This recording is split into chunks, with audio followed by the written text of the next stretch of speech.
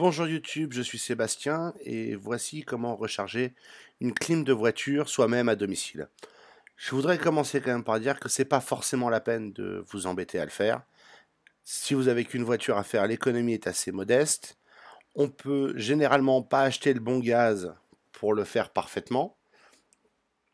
Et si on n'avait pas une année un peu particulière avec le confinement, les masques, la difficulté d'avoir des rendez-vous, les gestes barrières et ainsi de suite, je l'aurais peut-être même simplement pas fait. Euh, Là, vous pouvez voir que je teste la clim avant de faire la manœuvre, hein. Il fait 25 degrés dehors à cette heure-ci et il fait 22 dans la voiture au mieux avec la ventilation à fond et ça va pas descendre. Donc clairement, il y a un problème, le compresseur engage bien, c'est important de vérifier ça. Et donc, comme j'ai commandé un kit euh, pour le refaire sur internet, c'est-à-dire vous allez voir un petit manomètre avec des bombes de gaz qui sont du Duracool R12. Je suis pas marié à la marque, hein, je m'en fous. Mais le R12, c'est le seul qu'on puisse a priori acheter en tant que particulier en France. Le R134, R134A et R134AF sont réglementés. Donc ceux-là, vous pouvez pas les avoir à moins de les commander sur un site obscur. Ce serait mieux qu'on puisse avoir ça, mais comme ils polluent énormément quand ils sont libérés dans l'atmosphère, on n'y a pas accès. Le R12 pollue moins en gaz à effet de serre, mais plus inflammable a priori. Ça a été légiféré comme ça, vous pouvez rien y faire. Donc, pour recharger la clim en pratique, il faut ouvrir le capot. Le chien surveille comme d'habitude. Il faut trouver comment ouvrir le capot. Là, c'est une Twingo 2, mais la même procédure s'applique sur une vaste majorité de voitures, hein. Ce serait la même sur la BM et sur la Smart, si je voulais le faire aussi. Mais ça, c'est un autre sujet. Vous verrez les vidéos venir. Il y a deux ports pour la clim sous le capot. L'un est une ligne haute pression, l'autre est une ligne basse pression. La bienséance voudrait que les constructeurs indiquent haute pression, basse pression, alors high, low, HL, peu importe. Et la bonne nouvelle, c'est qu'ils le font absolument pas. En l'occurrence, on veut se brancher avec le manomètre sur la ligne basse pression.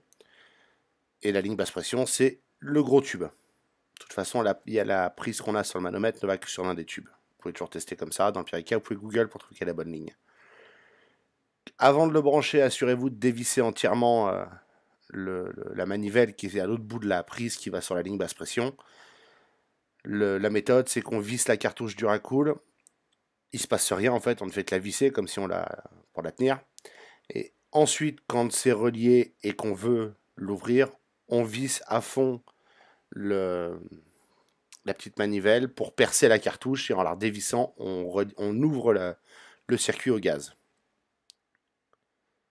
Donc il faut bien s'assurer qu'il est bien emboîté, le raccord avec le manomètre, hein. Vous verrez que la pression est trop élevée, moteur éteint, c'est normal, le moteur est éteint, donc ça ne circule pas.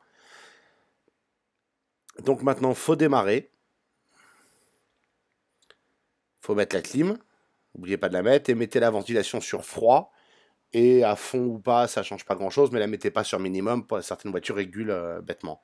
Là, vous pouvez voir que mon aiguille est redescendue. Je manque de gaz.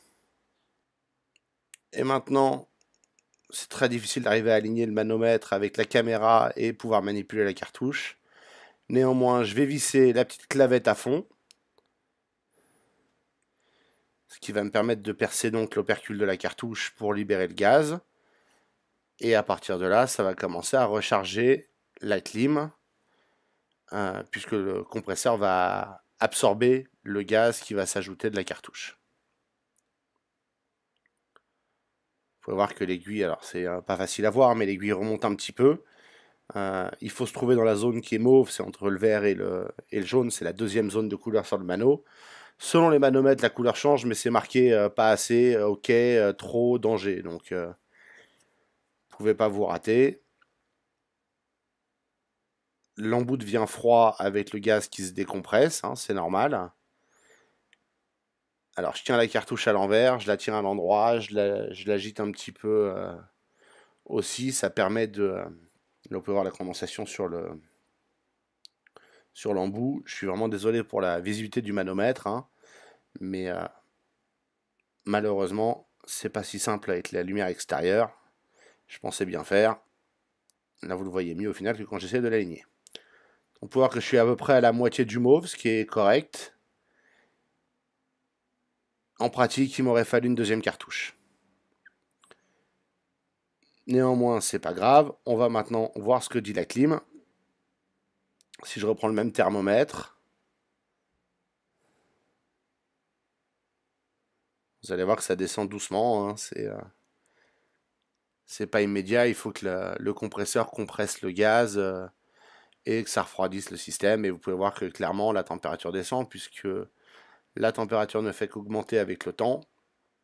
Et là, en l'occurrence, elle descend. Alors en plus, j'ai pas un thermomètre de contact, c'est un thermomètre infrarouge. Il faut que je vise quelque part entre les lattes, enfin les lignes de la grille de ventilation.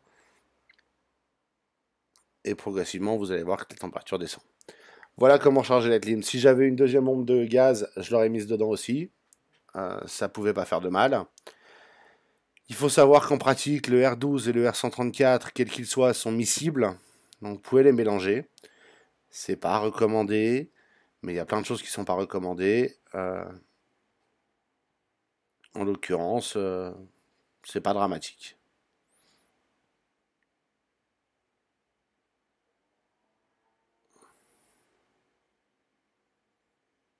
Là, je vérifie que la bombe est bien vide, mais elle est complètement vide, il n'y a plus rien qui se passe.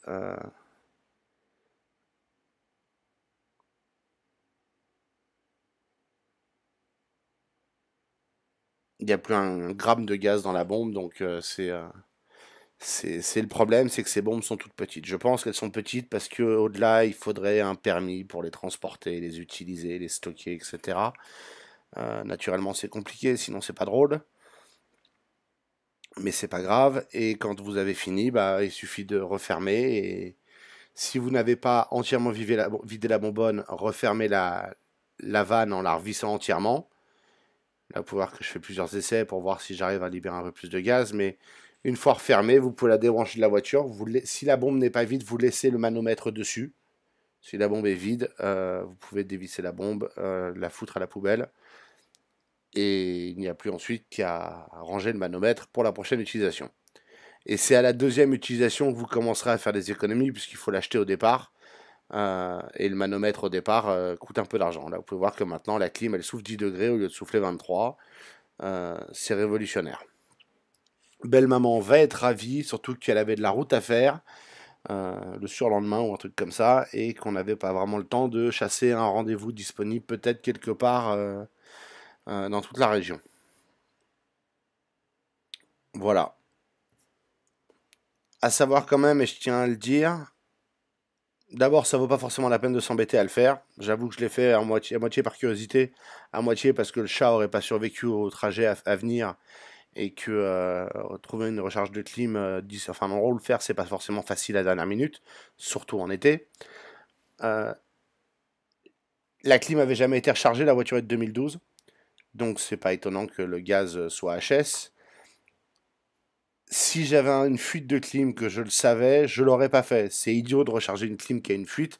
Vaut mieux trouver la fuite, il y a des produits pour ça, réparer la fuite et ensuite on recharge la clim.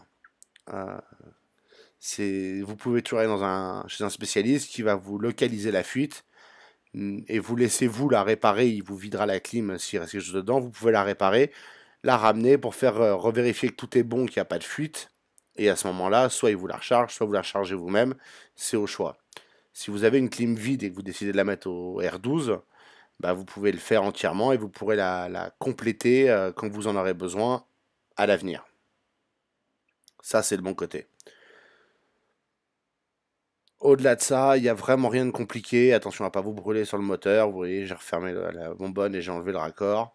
Ne pas oublier de mettre le petit bouchon qui contient un joint. Ça peut être une des causes de fuite, hein. C'est à prendre en compte.